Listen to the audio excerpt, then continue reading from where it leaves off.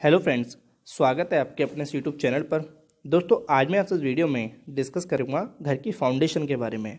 दोस्तों, जब आप अपने घर की फाउंडेशन में काम कराते हैं तो वह कौन सी ज़रूरी बातें हैं जो आपको ध्यान रखनी है, या कह सकते हैं आपको अगर सही मजबूत फाउंडेशन बनानी है तो कौन सी बातों पर ध्यान रखना चाहिए और कौन सी गलतियाँ नहीं करनी चाहिए। क्योंकि दोस्तों, इसमें आपको मैं प्रैक्टिकली कुछ साइड पर गलतियाँ भी दिखाने वाला हूँ, जो आप उनको देखेंगे खुद तो अच्छे से समझ पाएंगे। इस वीडियो को पूरा एंड तक देखना, क्योंकि मैं दोस्तों आपको एक एक पॉइंट क्लियर करने वाला हूं जो कहीं ना कहीं आपके लिए बहुत ही ज़्यादा ज़रूरी रहेगा। तो दोस्तों, जैसे आप देख पा रहे हैं यहाँ जो भी काम चल रहा है वो अभी फाउंडेशन का काम चल रहा है। हमारी फुटिंग कास्ट हो रही है, तो इनको आप प्रैक्टिकली साइड पे देखेंगे और जो भी मैं आपको बताऊँगा तो बहुत ही ज़्यादा आपके लिए हेल्पफुल होने वाला है। तो दोस्तों, जैसे कि मैं आपको पहला पॉइंट बताता हूँ, तो वो हमारा रहेगा जो आपको घर में फाउंडेशन का गड्ढा या कह सकते हैं फाउंडेशन की साइज़ आपको खुदान करना है वो कितना करना है। तो नॉर्मल साइज़ मैं आपको देने वाला हूँ जो आपके लिए कहीं ना कहीं ठीक रहेगा। दोस्तों, मैं अगर आपकी गहराई की बात करूँ फाउंडेशन की, तो वो आपको मिनिमम आप 4 फीट की गहराई रखते हैं और उसकी लंबाई चौड़ाई जो है वो 4x4 का रखते हैं। तो ये एज आ एक अच्छा हमारा फाउंडेशन का साइज़ है जिसपे आप 1 से 2 मंजिल मकान बना सकते हैं। लेकिन अगर आप इससे ज़्यादा बनाते हैं तो फिर आपको थोड़ा साइज़ बढ़ाना पड़ेगा और उसकी गहराई बढ़ानी पड़ेगी। अब दूसरी चीज़ की मैं बात करूँगा इस वीडियो में, वो है हमारी पीसीसी। अक्सर कुछ लोग क्या करते हैं कि जब आप वो घर का फाउंडेशन देते हैं तो उसमें वो पीसीसी नहीं करते। जैसे आप वीडियो में देख पा रहे हैं कि यहाँ जो फाउंडेशन बनाई जा रही है और यहाँ पे इन्होंने जाल रख के कॉलम खड़ा कर दिया है, लेकिन इन्होंने पीसीसी नहीं करी है। अब होगा क्या दोस्तों, मैं आपको बता दूं पहले कि पीसीसी हम क्यों देना ज़रूरी है। देखिए, जब आप अपने घर में पीसीसी देते हैं तो क्या होता है कि हमारा एक तो हमारी फाउंडेशन फुटिंग का जो वो रहता है बेस, वो एकदम प्लेन हो जाता है और हमारी फुटिंग को बेस मिल जाता है जिस पे हम अपनी कॉलम को टेक पाएंगे और फुटिंग बना पाएंगे। और हमारा जो नीचे डायरेक्टली वो मिट्टी से कांटेक्ट नहीं रहता है। ठीक है, तो ये भी ध्यान रखें, आपको अच्छे से पीसीसी करनी है। अगर मैं पीसीसी की आपको मोटाई की बात करूं तो उसको 4 से 6 इंची के बीच में आप पीसीसी रख सकते हैं, जो कि एज अ एक नॉर्मल है और आप सही रहेगा रखेंगे तो। अब बात करूँगा दोस्तों, जो आपको अपने सरिये के काम की बात करें तो जो आप अपने सबसे पहले सरिये में मैश बनाते हैं, जाल बनवाते हैं, जो कि आपको नीचे रखना होता है उसके ऊपर जिस पर कॉलम टेकेंगे आप। तो उसका भी आपको ध्यान लेके चलना है कि आपको उसमें ऐसा नहीं कि बस नाम के लिए आपको उसमें सरिया बनवानी है। एक तौर तरीका होता है। वो क्या होता है, देखिए, जब आप एक जाल बनाएंगे तो पहले तो आपको जाल के चारों तरफ से आप देखेंगे कि दोनों साइड में एक सरिये में वो आपका बैंड हुआ हुआ है। ठीक है, तो वो बैंड होने से क्या होगा कि हमारा एक तो कंक्रीट जब उस पर डलेगी तो वो अच्छे से पकड़ कर लेगा। ठीक है, अगर मैं बात करूँ इन दोनों जाल में आपस की दूरी, तो वो आप 4 से 6 इंची के बीच में रख सकते हैं, जो कि सही रहती है।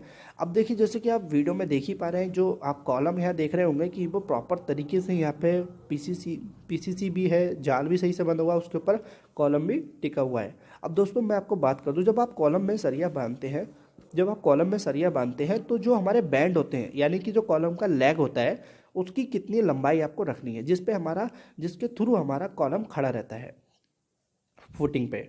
तो अब मैं बात करूँ तो उसका जो लेग रहता है वो आपको 1 फीट से कम नहीं होना चाहिए। ठीक है, 1 फीट से आप ज़्यादा रख सकते हैं, लेकिन आपको कम से कम 1 फीट की लंबाई तो रखनी ही रखनी है। ठीक है, ये चीज़ आप जरूर ध्यान रखें। और दोस्तों, मैं आपको एक चीज़ और बता दूं, देखिए, जो जैसे आप वीडियो में देखेंगे कि यहाँ जो कॉलम है, इस कॉलम में आप देखिए कि जो हमारे जो छल्ले बंधे हुए हैं कॉलम में, लेकिन आप इसमें छल्ले देखिए, रिंग देखिए, स्टीरअप देखिए, जो कितनी पास पास दूरी पे दिए हुए हैं। क्योंकि दोस्तों, आपको ये देना ही देना होता है जहाँ तक हमारा प्लेन बीम रहता है, तो वहाँ पे आपको छल्ले की दूरी कम रखनी होती है, तो आप भी अपने कॉलम में कम रख सकते हैं। ठीक है, अब मैं बात करूँगा फुटिंग की। जब फाउंडेशन आप कास्ट करते हैं, देखिए, जब आप फाउंडेशन को कास्ट करते हैं कॉलम की, तो वहाँ पे जो कंक्रीट का हमें रेशियो बनाना होता है वो हमारा M20 रखना होता है। अब दोस्तों, M20 क्या होता है, मैं आपको थोड़ा प्रैक्टिकली साइड की तरह बताता हूँ। जैसे मान लीजिए कि आपने एक परात सीमेंट लिया और उसमें आपने 1.5 परात रेता मिलाया और फिर उसके बाद उसमें 3 परात हमने दाना मिलाया, यानी कि 20 mm एग्रीगेट मिलाई। ठीक है, बजरी मिलाई। इसको आपको मशीन में मिक्स करना है और उसके बाद जो हमारा कंक्रीट बनेगा, जो अनुपात बनेगा, उसी को M20 कहते हैं। और ये चीज़ दोस्तों आपको ध्यान जरूर रखनी कि रेट का काम हो। तो जैसे आप दोस्तों देख पा रहे हैं, यहाँ पर जो भी लेबर है वो फुटिंग कास्ट कर रही है, यहाँ पे जो भी बजरी डाल रही है, कंक्रीट हमारा डाल रही है। अब दोस्तों, आपको क्या करना है, जब आप ये चीज़ कर लेंगे तो आपको करना है कि हमें अपनी जो फाउंडेशन है उसका क्या शेप देना है या क्या आकार रखना है। तो वो देखेगा दोस्तों, वो रखेगा अपना ट्रेपेजॉइडल। आपको ट्रेपेजॉइडल रखना है। ट्रेपेजॉइडल क्या होता है, जैसे आप ट्रेपेजॉइडल की शेप होती है उसी की तरह आपको एक अपनी फाउंडेशन का शेप देना होता है, उसी उसी को हम अपना ट्रेपेजॉइडल कहते हैं। तो जैसे आप देख पाएंगे कि ट्रेपेजॉइडल होता है, ये अच्छी फुटिंग होती है, इस पर लोड भी अच्छी तरीके से डिस्ट्रीब्यूट हो जाता है।